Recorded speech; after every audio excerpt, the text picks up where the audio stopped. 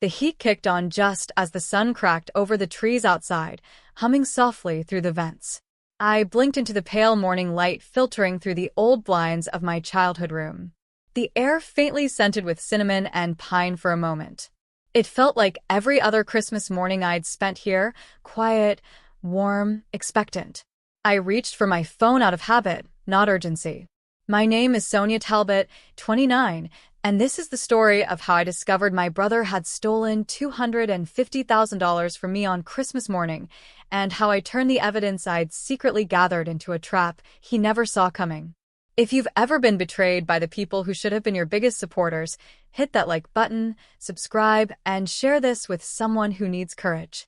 Let me know in the comments, have you ever had to protect your dreams from your own family? Where are you watching from? This story is for you. The boutique's Portland expansion was finally in motion. We'd signed the initial lease, vendors confirmed, and my numbers were solid, tight, but strong. I hadn't opened my accounts in a few days. The holidays had a way of loosening my grip just for a breath. The banking app took a second longer to load than usual, rural Wi-Fi. I tapped in my passcode, let my thumb hover, then pressed down. The screen flickered once, then it settled. Balance, 0. I blinked. Waited. Maybe it hadn't refreshed. I swiped down again. Still 0. I opened the business account, 0. The savings, 0. Even the emergency line I rarely touched showed nothing. My chest tightened. At first, I thought it was a glitch, a sync error, something stupid. But my hands were already shaking. I checked the transaction logs. Dozens of outgoing transfers, scheduled in perfect sequence. No alerts. No warnings. All marked as verified from an unknown device. I hadn't logged in since the 23rd. The log said the device used was familiar, recognized. It wasn't me. It was someone in this house. I sat still. Below me, I could hear footsteps in the kitchen. The scrape of a chair, a drawer opening. The scent of fresh coffee drifted under the door. I pulled on a sweatshirt, slid into my slippers, and opened the door. The hallway was lit with soft garland lights. Holiday music trickled in from the living room. Everything looked the same. But the number in my head wouldn't leave. $250,000. Gone. The kitchen was warm, loud, with the usual clatter of Christmas morning. My mother stood at the stove, humming along to a jazzy version of Let It Snow, stirring a pan of scrambled eggs.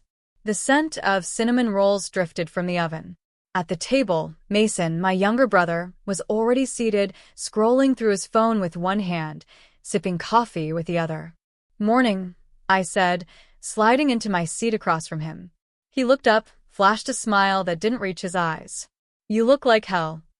I ignored it. "I need to tell you both something." My voice was calm, maybe too calm.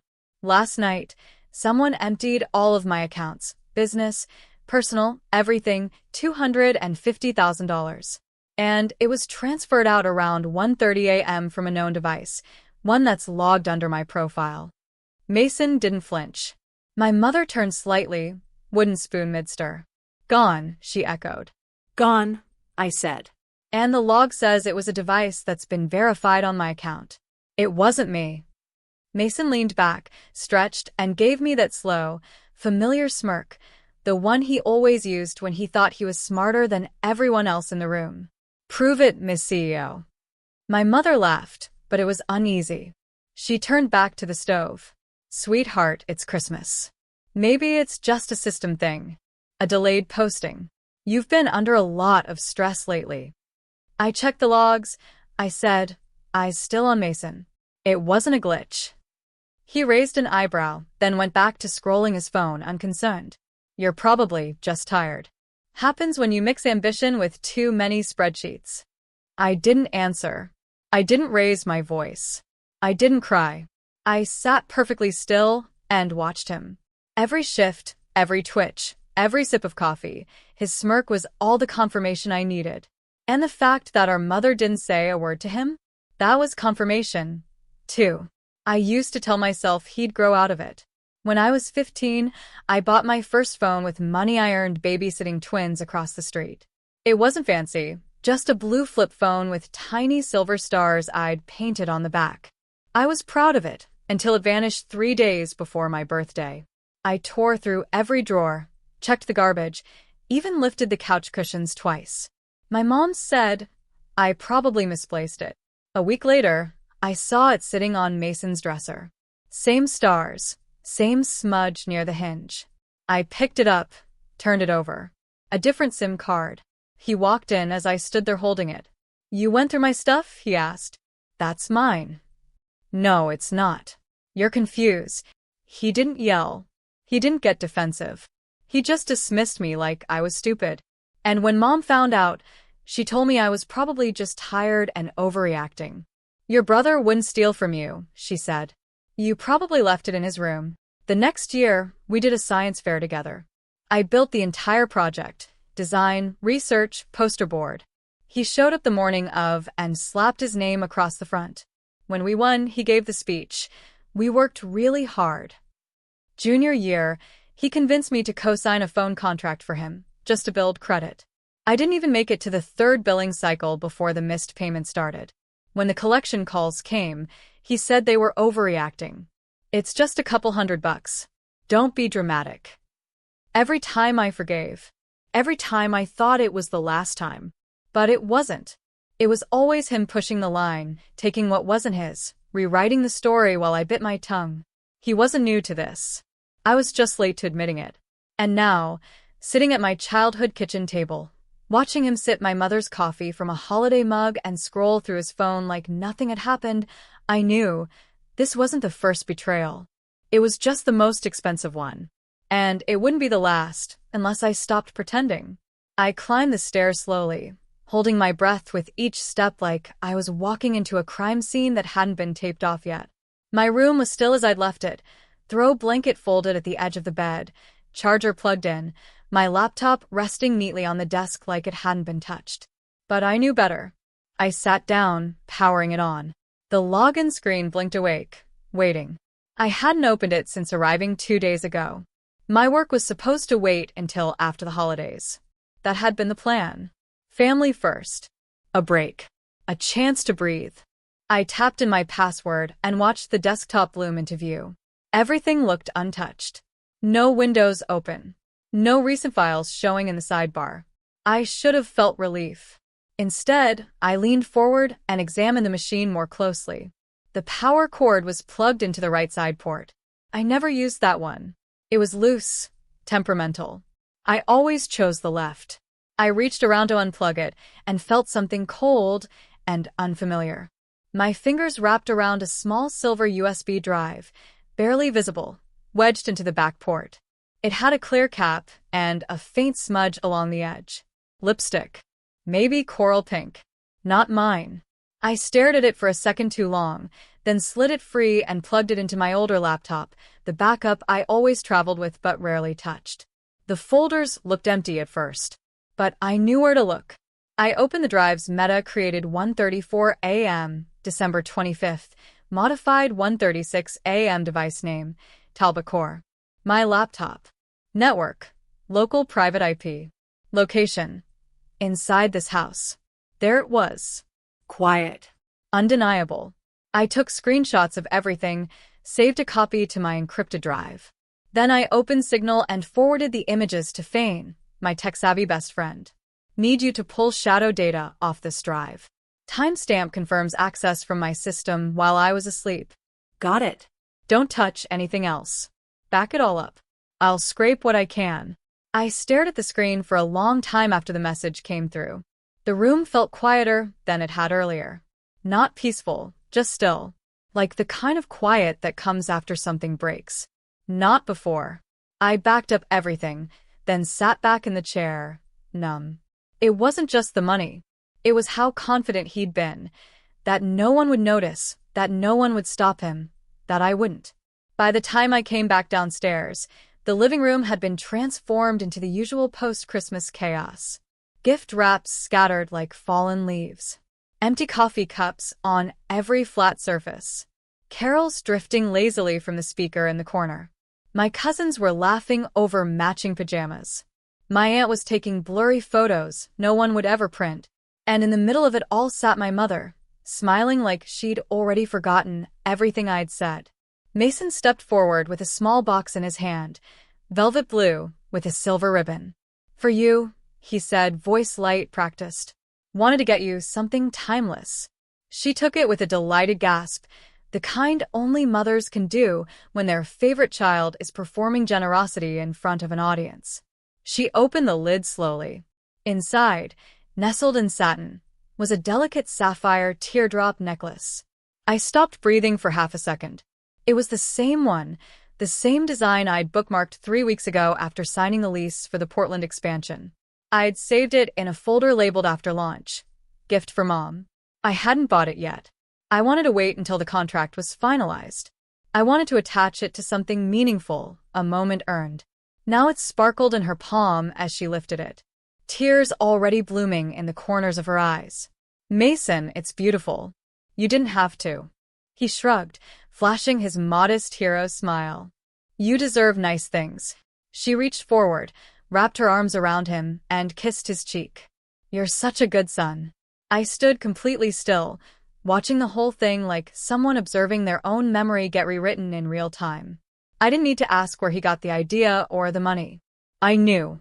Of all the things he could have bought, he chose that necklace, that design, that moment. It wasn't enough to take the money. He wanted to take the intention to hand over something I dreamed of giving and claim it as his own. My hands stayed at my sides. My expression didn't change. But inside, something quiet and sharp twisted a little deeper. This was what he always did. He didn't just erase lines. He signed his name over them, recast the scene, changed the script, gave himself the final line while I faded into the background. And everyone around him let it happen. My mother held the necklace against her collarbone, beaming, asking someone to help clasp it. I turned away before I was asked to. Back upstairs, I shut the door, sat on the bed, and opened my laptop again. The screenshots were still there. The timestamps, the logs, the drive metadata. So was the weight in my chest, but it was changing. No longer just shock. Now it felt like evidence. The email came in just after lunch. Subject line, updated lease agreement, final draft attached. From my real estate attorney in Portland. Routine. We'd been ironing out the final clauses for weeks. I assumed it was a confirmation, a small piece of good news in a day that had given me nothing but silence and smirks. I clicked it open. Everything looked right at first. Same address.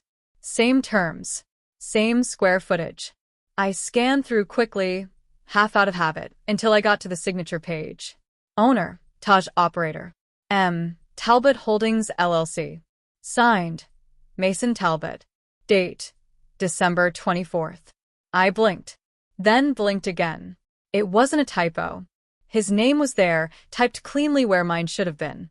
A fabricated LLC I'd never heard of, using our last name, but not my credentials. I opened the edit history. His email was listed as the last modifier. I didn't need a second opinion. He hadn't just touched my money. He'd gone further, reaching into the next chapter of my life, the one I'd worked for, the one I hadn't even lived yet, and he'd started rewriting it in his name. I stared at the screen, not moving for a minute. I couldn't feel my hands. Then I opened the folder on my desktop and created a new one. Case initiated. Into it, I dropped the PDF, the metadata screenshots, the photos of the USB, the lipstick smudge, the login times. I copied the signal thread with Feign. Saved the camera footage timestamp logs I'd already begun requesting for my backup drive. I labeled everything. Cross-referenced. Built a timeline. It felt like a ritual, like preparing for something sacred or terrible. I didn't cry. I didn't shake. I didn't even curse his name. I just worked because this wasn't about a lease anymore. It was about proof. Pattern. Intent. He wanted the storefront, the name, the credit, the power. And I knew then, with a certainty I hadn't let myself believe before, that he wouldn't stop until everything I built had his name etched over mine. I closed the file, sat back, and stared at my reflection in the dark laptop screen. The next time he looked at me, I wouldn't be the quiet one. I almost forgot I'd packed it. Tucked beneath a rolled-up scarf in the bottom of my bag was the mini cam I'd used in the back office of the boutique during a string of late-night inventory thefts. Motion activated. Time-stamped. Discreet. I'd meant to install it at the new Portland location after the holidays. But now it felt like I'd brought it here for a different reason. I plugged it into my backup laptop and waited. The files loaded slowly. Each clip was 5 seconds, and less motion had been detected. I scanned the thumbnails until I found the one I needed. December 25th, 1:31 a.m. The room flickered to life. Grainy footage.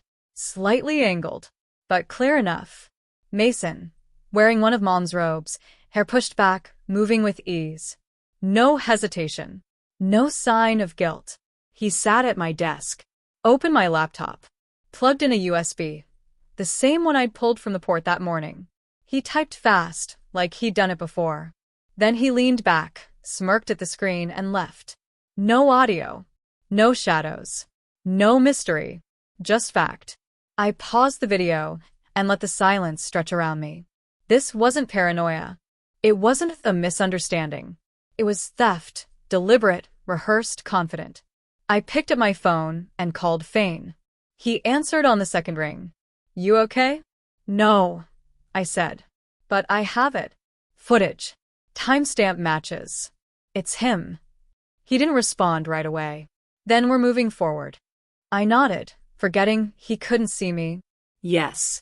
"Start drafting the timeline." "Copy that. Back up everything again. I'll prep an encrypted folder."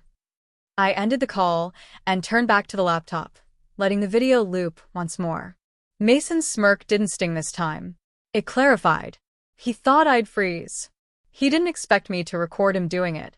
I copied the clip to the evidence folder and labeled it Primary Footage, 1:31 a.m. entry plus USB. Then I closed the laptop and let the room fall dark again. There was no going back now. The table was quieter than usual. Most of the family had gone home. The wrapping paper cleared. The music dialed down. It was just the three of us now, me, Mason, and Mom, eating what was left of the holiday roast, surrounded by the kind of silence that isn't peaceful, just dense. I cut a piece of sweet potato, set down my fork, and let my voice stay calm. "I've been thinking a lot about boundaries lately," I said. Mason didn't look up. He kept buttering his roll. "About how easy it is to cross a line when you think no one's watching," I continued.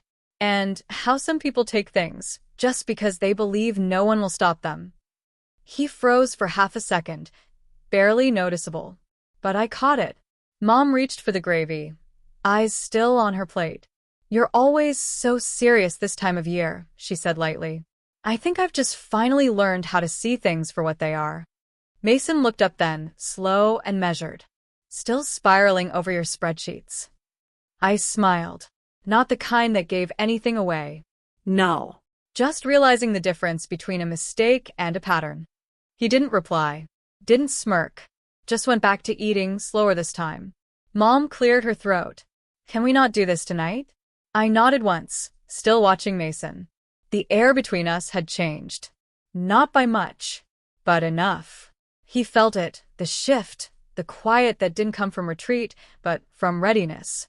He couldn't tell what I had, but he knew I had something. And for the first time, he didn't look so sure of himself. I finished my plate in silence and stood to clear it, hearing my own heartbeat, steady and strong in my ears. The game had already started. He just hadn't realized he wasn't the only one playing. It happened just after 10 p.m. I was in the kitchen rinsing a glass when the knock came. Firm. Deliberate. No hesitation. 3 seconds later, it came again. Mason glanced up from the living room, brows furrowed. Mom was in her robe, slippers shuffling across the tile as she made her way to the front door. I followed. When she opened it, 2 officers stood outside. One held a clipboard. The other rested a hand lightly on his belt. "Is Mason Talbot present?" the taller one asked. Mom blinked. "We have a warrant. Financial fraud. Wire transfer abuse. We need to speak with him immediately." Mason stepped into the foyer, his usual grin halfway formed, before it faltered. "What's this about?" he asked, voice still casual, but thinner now. I stepped forward and handed over the folder. Documents. Screenshots. Timestamps. Footage. Everything labeled, cataloged, ready. He used my device, I said. He forged my lease, accessed my accounts. The details are inside. Mason stared at me, color draining fast. You're serious? The officer took the folder without a word, flipping through the first few pages. Then he turned to Mason. We'll need you to come with us now. Mom's mouth opened, then closed again. Her eyes shifted between us like she'd stumbled into a scene she couldn't rewrite. Mason, she said, voice cracking.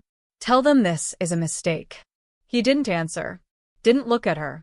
Just let them guide him out the door and down the steps in silence.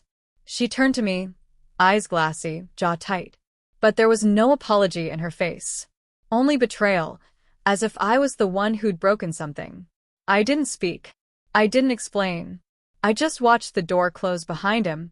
The morning we opened, the sun cut clean through the front windows, lighting every corner of the space I had imagined for years.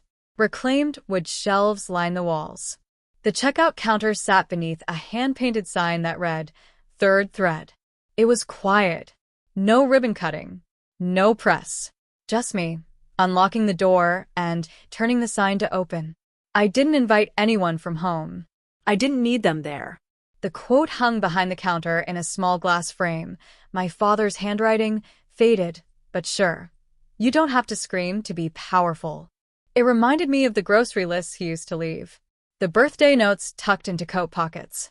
The kind of voice that didn't shout but stayed. I hadn't heard from Mason since the arrest. No calls.